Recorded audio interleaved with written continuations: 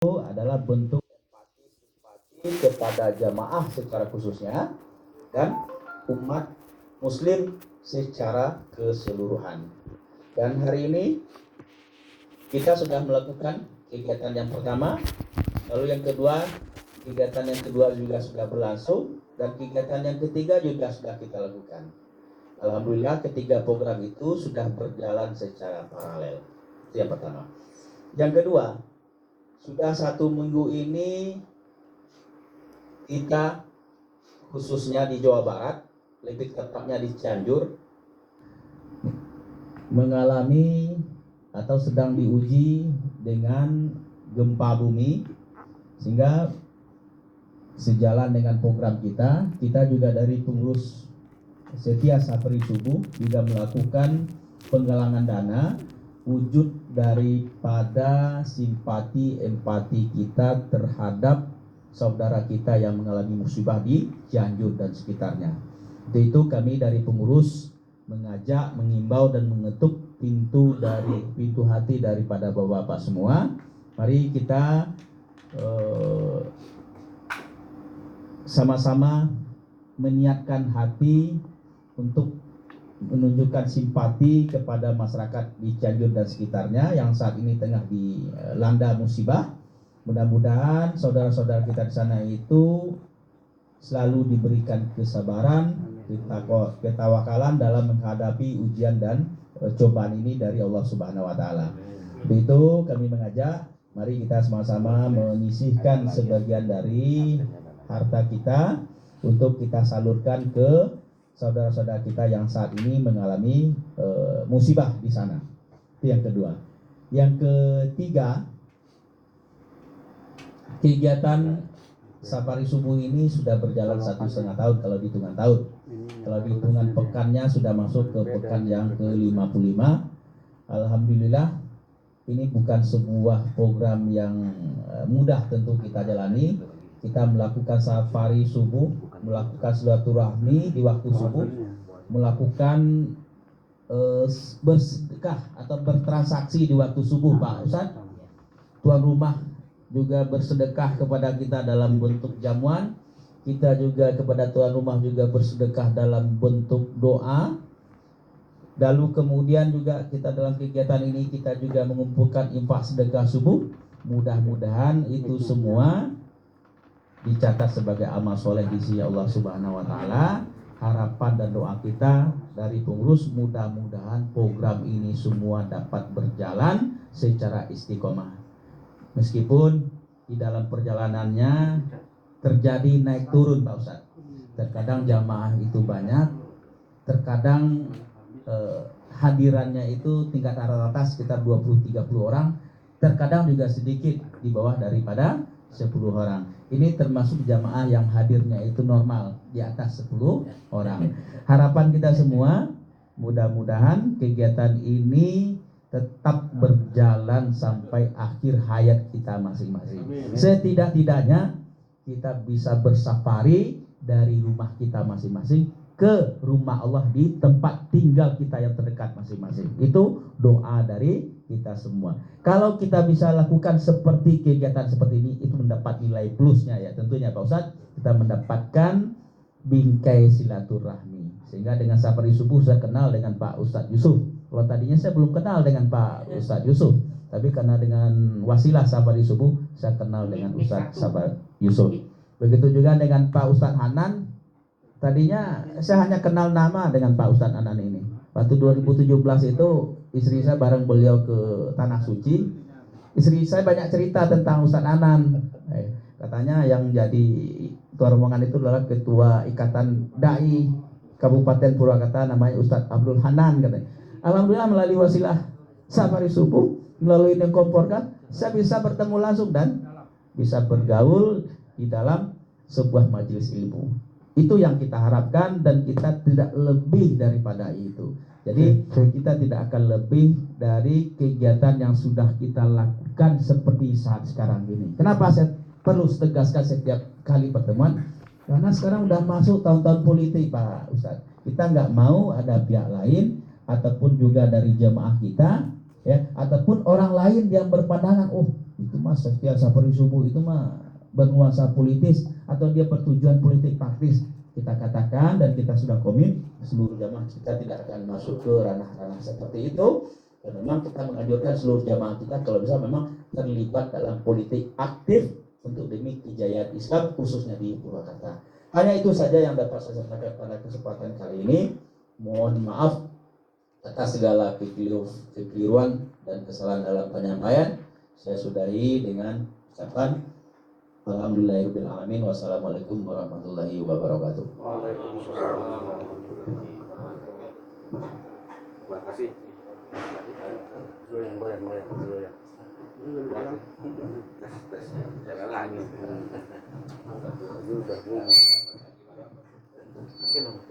Makin kerja ini. Makasih Pak.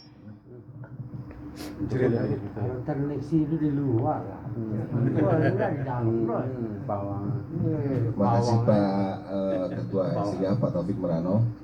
Berikutnya sambutan dari tuan rumah Pak Haji Marwan. Pak Haji Marwan, waktu tempat kami persilakan. Terlalu dekat ini Pak Rizky ya.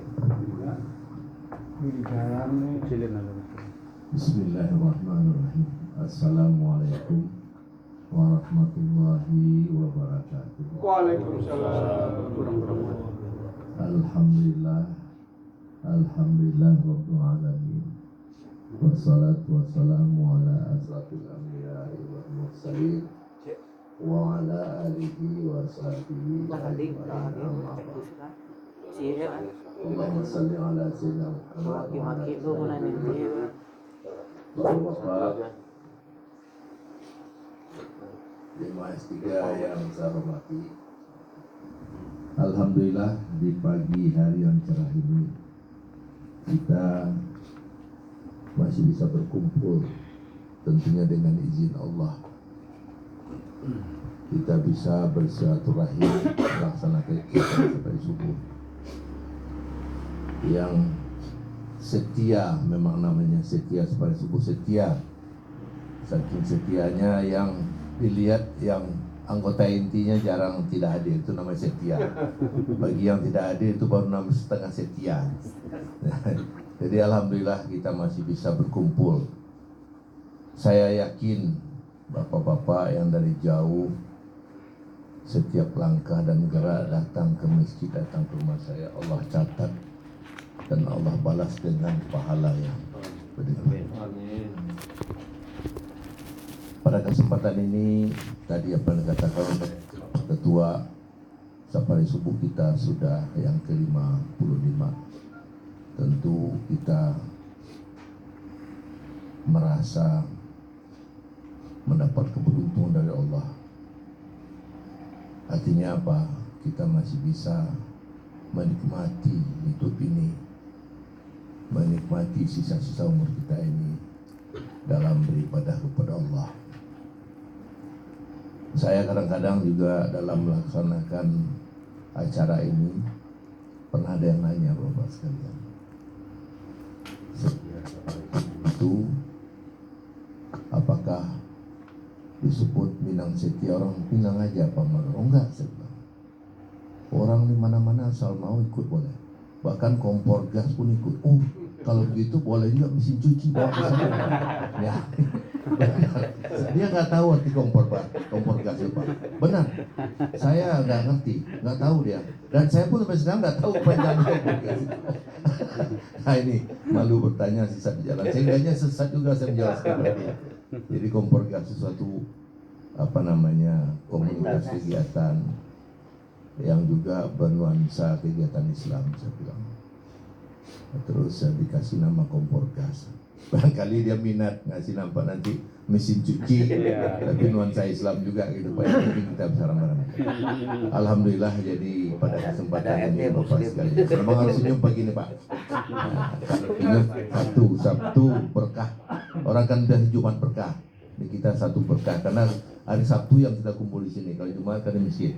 Nah, ini juga di masjid. Jadi Sabtu berkah gitu Pak ya. Hari berkah Pak. Di Paskah itu. Bukan kita itu Pak ya. Bukan kerja kita ya. Alhamdulillah Pak sekalian. Semoga kita Allah berikan nikmat sehat selalu pada kita Pak. Dan setiap kegiatan kita ini catat dulu.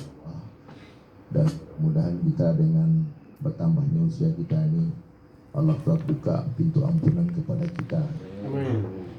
Dan Allah mudahkan rezeki kita. Dan saya sekali lagi betul-betul mengucapkan terima kasih sudah berkunjung ke tempat pemondokan saya yang ada di sini Pak. Semoga aja nanti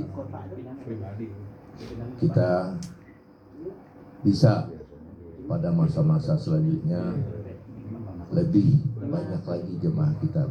Dengan ada kegiatan ini dapat menjadi contoh bagi orang lain dan yang lain ikut berpartisipasi mengikuti kegiatan kita. Saya rasa karena kalau berceramah panjang nanti porsi orang termakan Pak. Jadi nggak enak dengan Pak Ustadz jauh ya Pak Ustadz. Nah itu saja dari saya Pak.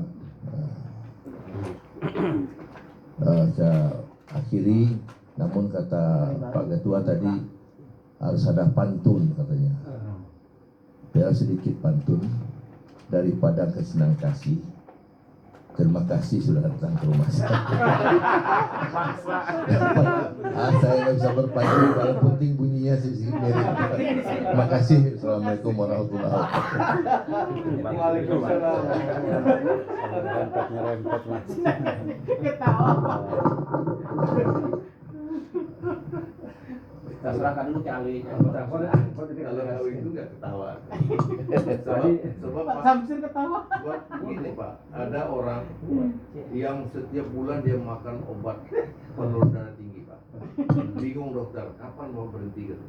Rupanya dokter bilang, ada suatu ilmu dokter mengatakan, bila mana orang happy banyak pembuluh darahnya melebar sehingga tensinya turun. Jadi dia coba ketawa-ketawa terus.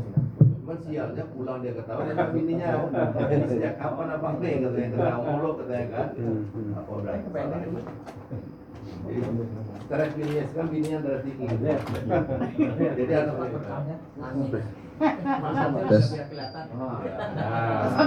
Ketawa Pak Samsir. Maksudnya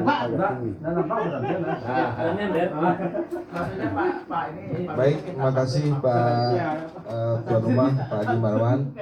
Selanjutnya kita memasuki acara inti, yaitu ceramah subuh yang insya Allah yang akan disampaikan oleh Pak Ustadz Muhammad Yusuf MM. Pak Ustadz Muhammad Yusuf, kami persilakan. Terima kasih. Sudah kasih misalnya angkot dulu. Enggak ngomongnya kayak Samsir. Terima kasih. Assalamualaikum warahmatullahi ta'ala wabarakatuh. Waalaikumsalam warahmatullahi wabarakatuh. Bismillahirrahmanirrahim. Alhamdulillahi rabbil alamin. Wabihi nasta'inu ala umuri dunya waddin. Wassalatu wassalamu ala sayyidina Muhammadin wa ala alihi wa sahbihi ajma'in. La hawla wa la quwata illa billahil aliyyil azim. Rabbi israh li sadri wa yassir li amri wahlul 'uqdatam min lisani yafqahu qawli. Subhanaka la ilma lana illa ma 'allamtana innaka antal alimul hakim. Allahumma anfa'na bima 'allamtana wa 'allimna ma yanfa'una wa zidna 'ilma walhamdulillahi ala kulli hal.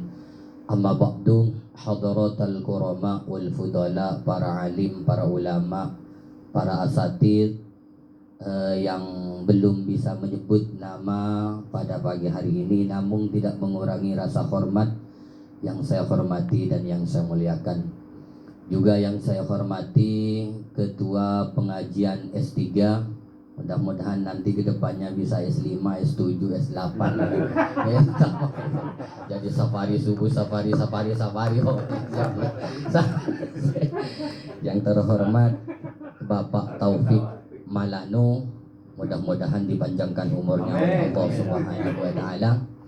Tak lupa pula yang kami hormati sekretaris daripada S3. Nanti kalau ganti sekretaris S4 berarti Pak ya, karena sekretaris S3 Pak Samsir, Haji Syamsir Nawawi.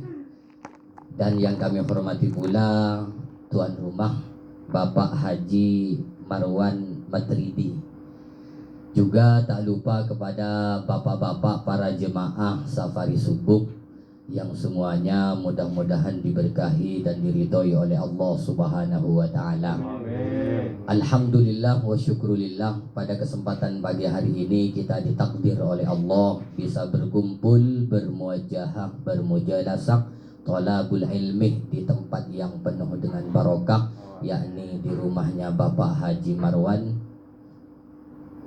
Mudah-mudahan kumpulnya kita akan menjadi wasilah, kumpulnya kita akan menjadi suatu amal yang kelak membawa kita berkumpul kembali di surganya Allah Subhanahu wa taala. Amin Allahumma amin. Salatullah wa salamuhu, salawat dan salam mudah-mudahan tetap terlimpah dan tercurahkan kepada junjungan kita Nabi besar Nabi Muhammad sallallahu alaihi wasallam. Mudah-mudahan dengan kita wasilah solawat kepada beliau, setiap acara ada solawat kepada beliau, pembuktian kita kelak diajak oleh Rasulullah bersama-sama masuk surganya Allah Subhanahu wa taala. Karena Rasulullah Muhammad sallallahu alaihi wasallam bersabda, "Inna awlan nasi bi yaumal qiyamati aksaruhum minas salati." Orang yang kelak pertama kali diajak, kalau tafsirannya ulama itu bukan banyak, kalau hadis itu menafsirkan, kalau kata-kata diajak dengan satu bil qaul, dengan kata-kata ucapan, ayo kan ngajak. Ada sebagian ulama itu yang saking eratnya itu ngajak dengan jabat tangan, diajak tangannya. Lah mudah-mudahan kita masuk ke kategori yang kedua, jadi sama Rasulullah diangkat, khususnya jemaah yang hadir pada pagi hari ini dan jemaah yang gak hadir juga diajak, itu dirangkul kita, diakui umatnya karena sering bersolawat kepada baginda Nabi Muhammad sallallahu alaihi wasallam. Dan puncaknya ya mudah-mudahan kelak di yaumil akhir ada syafaat, ada pertolongan dari beliau. Amin Allahumma amin. Hadirin para jemaah yang dimuliakan oleh Allah Subhanahu wa taala, pagi hari ini sebetulnya tidak terlalu panjang karena semua sambutan bernuansa ceramah. Alhamdulillah, artinya nuansa itu bukan artinya mengandung ilmu semua. Artinya saya cuma menambahkan saja, menambahkan saja. Jadi karena semuanya mengandung ilmu, ibaratkan orang itu menafsirkan saja, menambahi. Sebetulnya kita melangkahkan kaki seperti yang diucapkan Pak Ketua juga Pak Tuan Rumah, itu sudah nilainya pahala sekali. Andai saja itu tercatat dengan perkara yang baik, nilai yang baik, amal yang baik, mudah-mudahan dikabul, diijabah oleh Allah Subhanahu wa taala. Karena Pak Kolah mengatakan semua amal itu tidak semua diterima. A'maluna baina qabuli wa raddiha. Semua amal itu kadang-kadang diterima, kadang-kadang ditolak oleh Allah Subhanahu wa taala. Kita pede melakukan sholat tahajud tengah malam karena kepedean kita gak nyangka hati kita itu ada merasa bangga. Karena dengan merasa bangga maka amal yang kita kerjakan itu tertolak oleh Allah Subhanahu wa taala. Maka di setiap langkah kita ada niatan yang baik dan mudah-mudahan itu dikabul oleh Allah Subhanahu wa taala. Hadirin para jemaah yang dimuliakan oleh Allah Subhanahu wa taala, karena pagi hari ini berkenaan dengan amal sesuai dengan tema, itu sebetulnya agak unik. Kalau kemarin-kemarin kan telepon, kebetulan saya itu yang agak dekat sama Pak Aldi, sama Pak Samsir juga sering ngecatan, sama Pak Topik ini baru kemarin. Tak ngecat Pak Aldi, Pak saya itu tidak tahu, karena orang jauh saya Pak ya, orang jauh, tapi dekat di sini. Dari Jawa Timur saya, dari undangnya ini lama.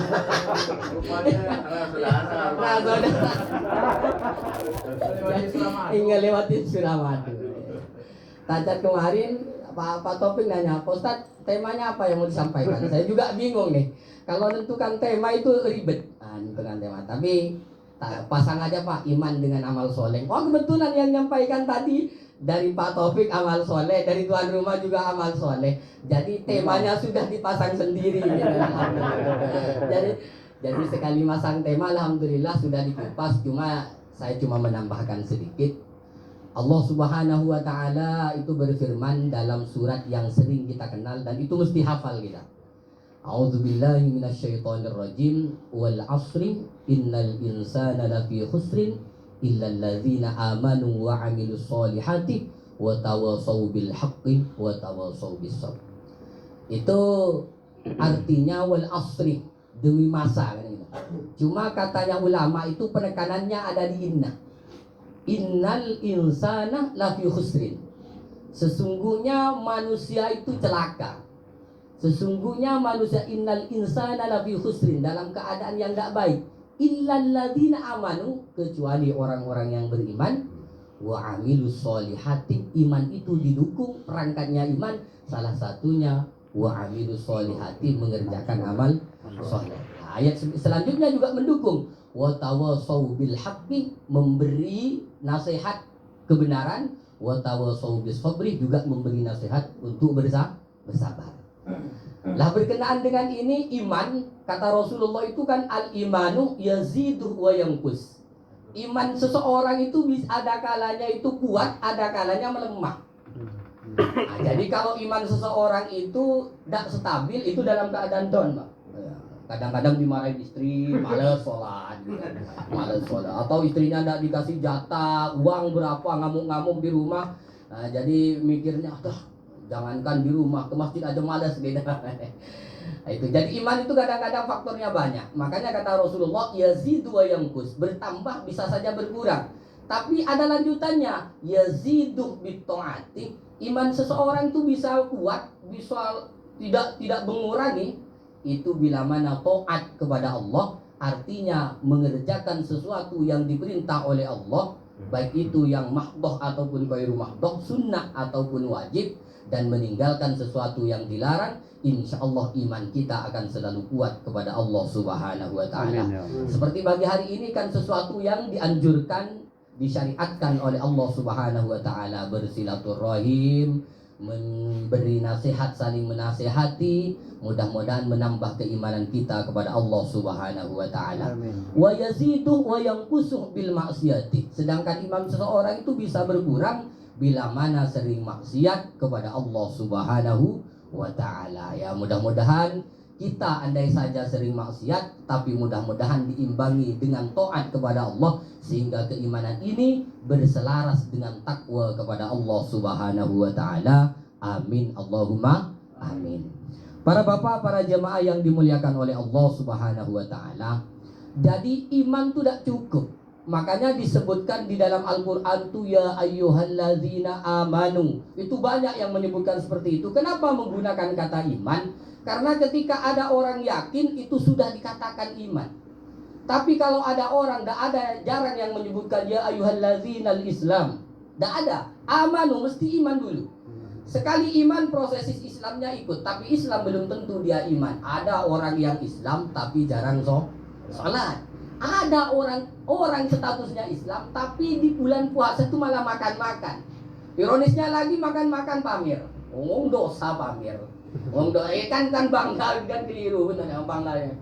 Jadi statusnya Islam saja. Jadi kata Rasulullah itu repot. Rasulullah itu kan makhluk yang dipilih oleh Allah, juga memberikan kekuatan anugerah bagi kita untuk penyelamat kita. Kan kata Rasulullah itu yang masyhur, kullu ummatin mu'afan. Semua umatku itu akan diampuni segala dosanya.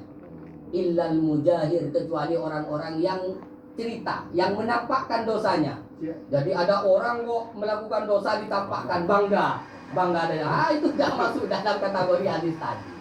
Tidak masuk kategori hadis tadi. Jadi mudah-mudahan dengan keimanan kita, maka semua apa yang diperintah oleh Allah Subhanahu wa Ta'ala dapat kita kerjakan, dan meninggalkan semua apa yang dilarang oleh Allah Subhanahu wa Ta'ala. Para bapak, para jemaah yang dimuliakan oleh Allah Subhanahu wa Ta'ala, amal soleh itu banyak sebetulnya. Amal soleh itu banyak, baik dengan perbuatan, perkataan, tingkah laku itu mengandung amal baik. Salah satu, cuma syaratnya amal soleh itu kan gini. Setiap pekerjaan itu bisa dikatakan soleh. Artinya soleh itu ya diridhoi oleh Allah, dicintai oleh Allah.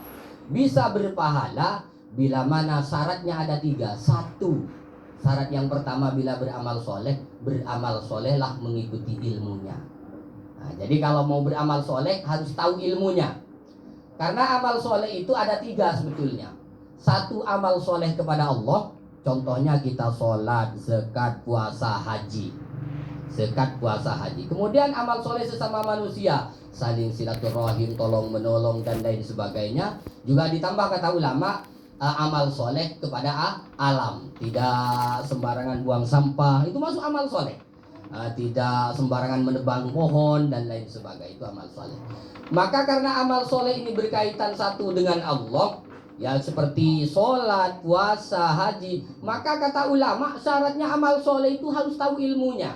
Dalam kitab Subhat itu Pak dijelaskan, yang pertama itu wa kullu ma bi ghairi ilmin i'malu a'maluhu mardudatun la tuqbalu.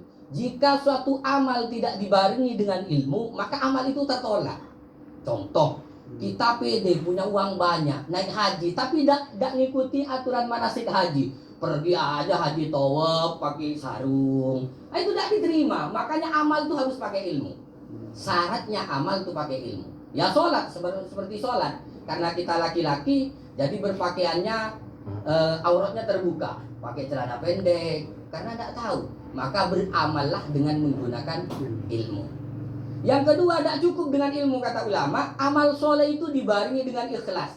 Jadi kalau tidak ikhlas amal solehnya, ya mau apa aja berkaitan dengan ikhlas ini, biasanya amal soleh itu tidak berkaitan dengan Allah. Tapi kalau yang berkaitan dengan Allah mesti ikhlas. Ya sholat kadang-kadang kan tidak menghitungkan Pak ikhlas atau tidaknya. Yang penting sholat. Nah, kalau yang berkenaan dengan ikhlas ini mesti berkenaan amal soleh sesama manusia. Ngasih sesuatu itu harus ikhlas. Ngasih sesuatu dengan niatan tidak pamer, itu syarat.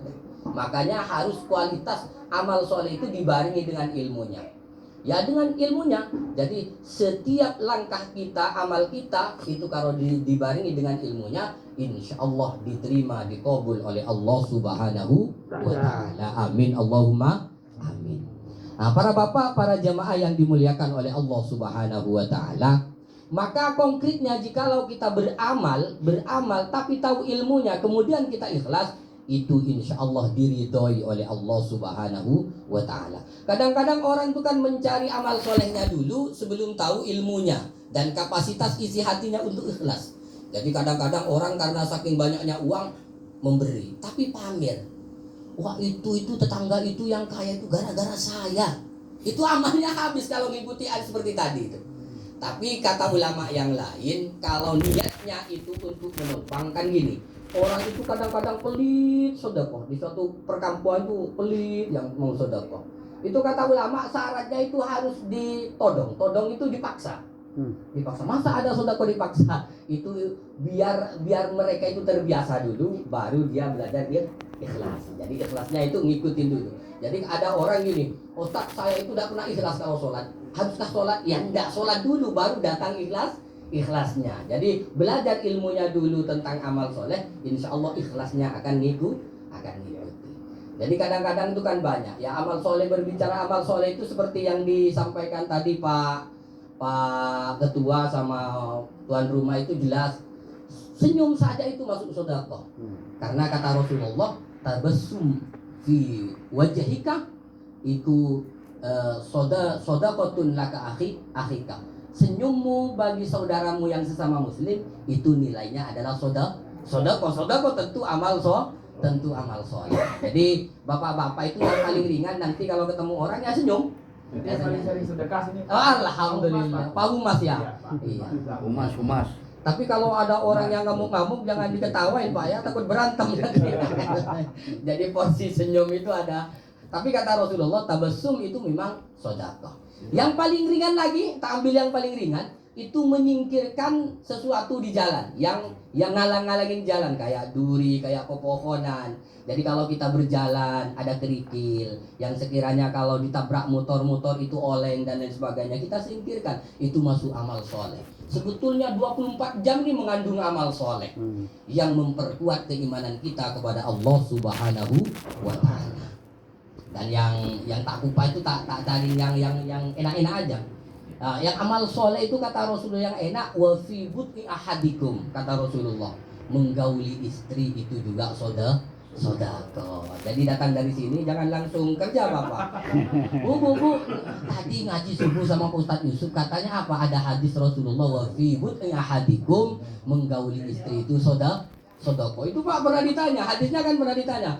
Yang benar aja ya Rasulullah, kata para sahabat. Masa menggauli istri, ibaratkan pekerjaan seperti itu dapat sodako? Apa jawaban Rasulullah? Andai saja dia tidak diletakkan kepada perkara yang halal, maka dia bisa saja meletakkan kepada perkara yang haram. Makanya istri itu menambah pahala. Jadi sebelum kerja ajak istri, ayo bu, fibati sodakotun, ya, kita sodako aja yuk. Mau sodako uang kan tidak punya pak, ya sodako ke istri berarti. Sodako ke istri mah, itu yang baik. Jadi nilai pahalanya sangat luar biasa. Sampai Rasulullah itu mengatakan wa fi buti ahadikum, saking gampangnya beramal, mengerjakan berhubungan dengan istri itu juga nilainya sodakoh yang dicatat amal soleh. Para bapak, para jemaah yang dimuliakan oleh Allah Subhanahu wa Ta'ala, maka dari itu pada intinya keimanan itu harus dibarengi dengan amal soleh. Kita iman, kuatkan keimanan dengan taat kepada Allah, tapi juga barengi dengan amal soleh, perbuatan amal soleh. Lah amal soleh ini syaratnya ngikuti ilmunya, juga ikhlas untuk mengerjakan sehingga dapat diterima oleh Allah Subhanahu wa Ta'ala. Amin Allahumma amin. Para bapak, para jemaah yang dimuliakan oleh Allah Subhanahu wa Ta'ala, itu gambaran amal soleh. Jadi gambaran luasnya setiap apapun yang kita, karena makna amal soleh itu solihina. Solihina itu kebaikan bagi kita dan nular kepada orang lain. Asal kita tidak menyakiti seseorang, itu tercatat amal baik pak, tercatat amal soleh.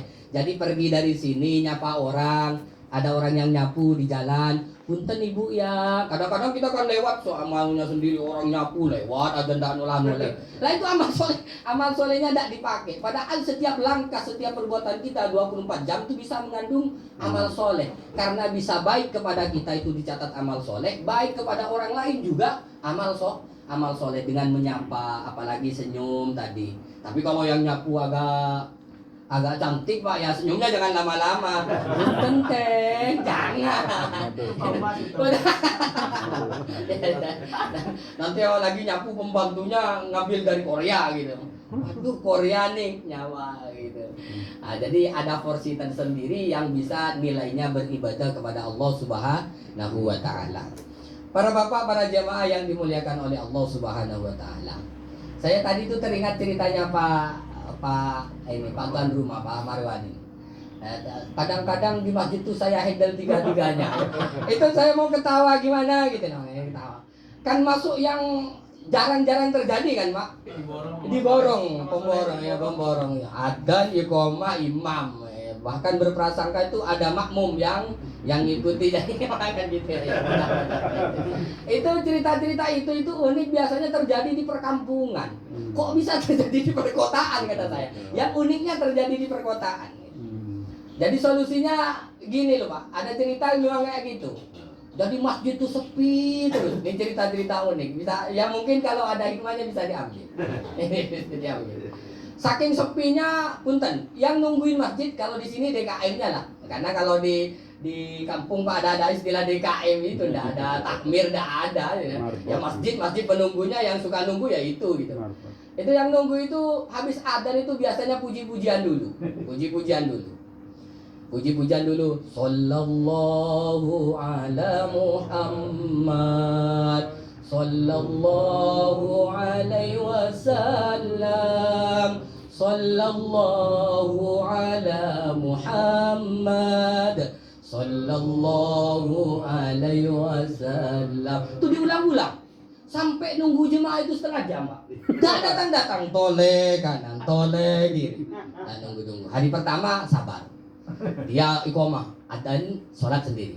Hari kedua seperti itu, habis adzan puji-pujian.